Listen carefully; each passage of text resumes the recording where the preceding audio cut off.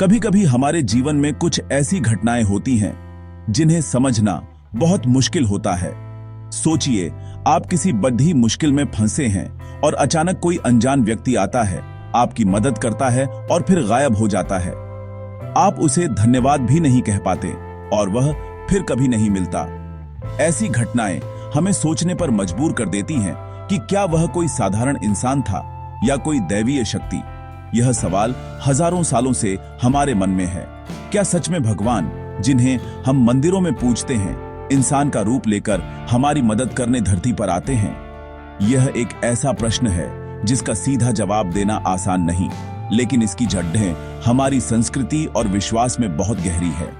हमारे सनातन धर्म में यह धारणा बहुत प्रचलित है कि ईश्वर निराकार भी है और साकार भी। वे हर जगह हैं, हर कण में हैं, लेकिन वे अपने भक्तों के लिए कोई भी रूप धारण कर सकते हैं। जब कोई भक्त सच्चे दिल से उन्हें पुकारता है तो वे उसकी मदद के लिए जरूर आते हैं।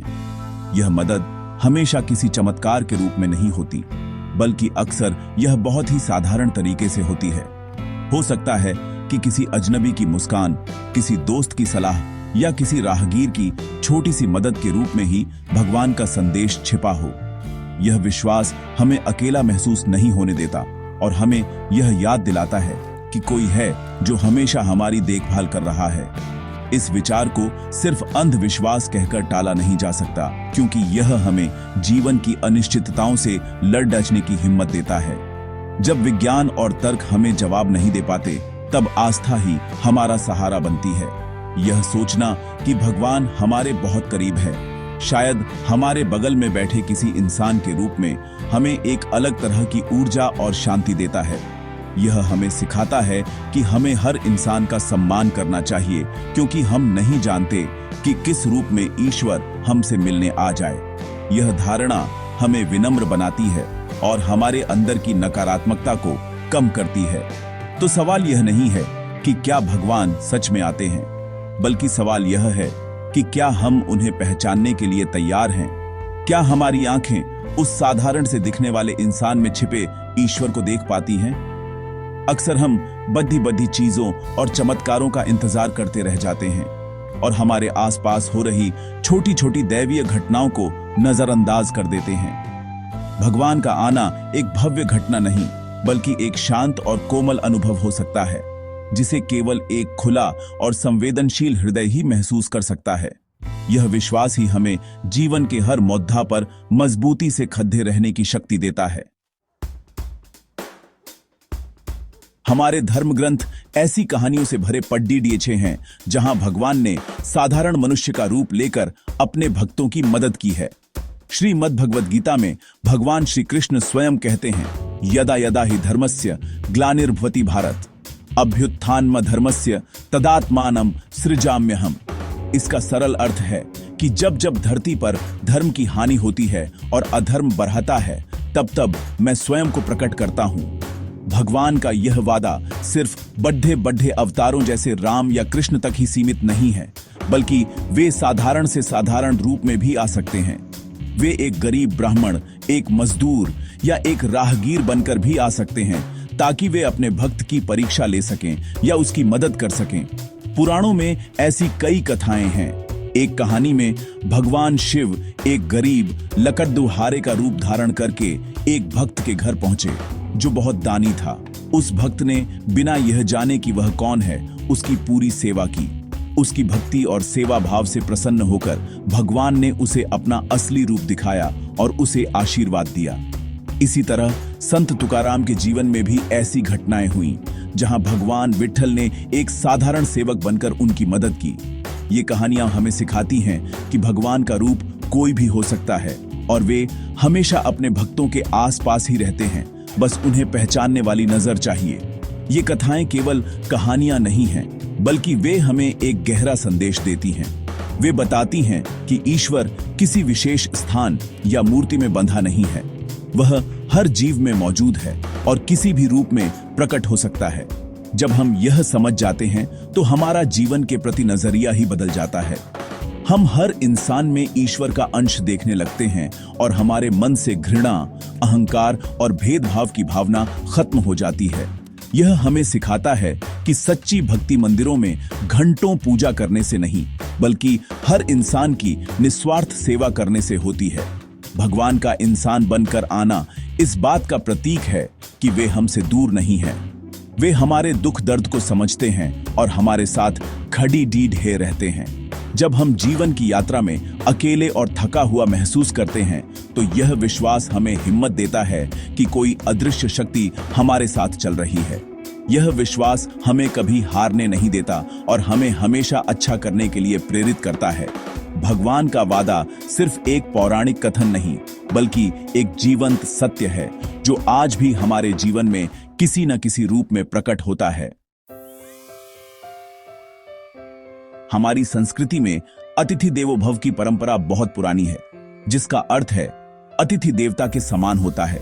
यह सिर्फ एक कहावत नहीं, बल्कि एक गहरा दर्शन है। यह हमें सिखाता है कि हमारे घर आया हर मेहमान, चाहे वह अमीर हो या गरीब, जानकार हो या अनजान, उसका सम्मान ईश्वर की तरह ही करना चाहिए। इसके पीछे यही सोच है कि हम नहीं जानते कि भगवान किस रूप में हमारे दरवाजे पर आ जाए।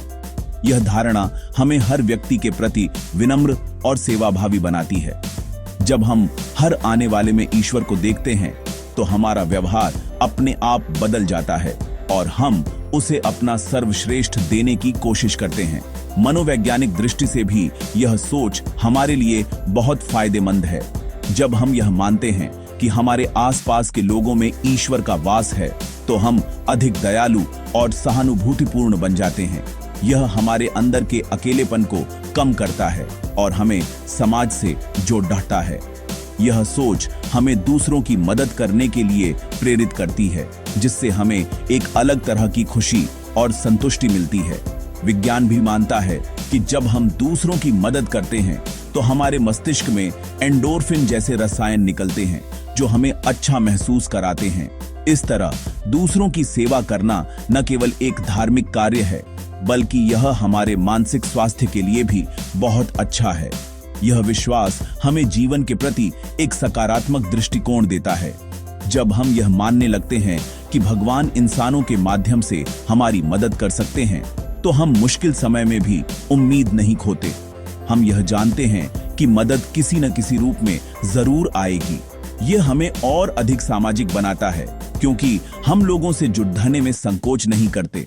हम यह समझने लगते हैं कि हर रिश्ता और हर मुलाकात का कोई न कोई उद्देश्य होता है।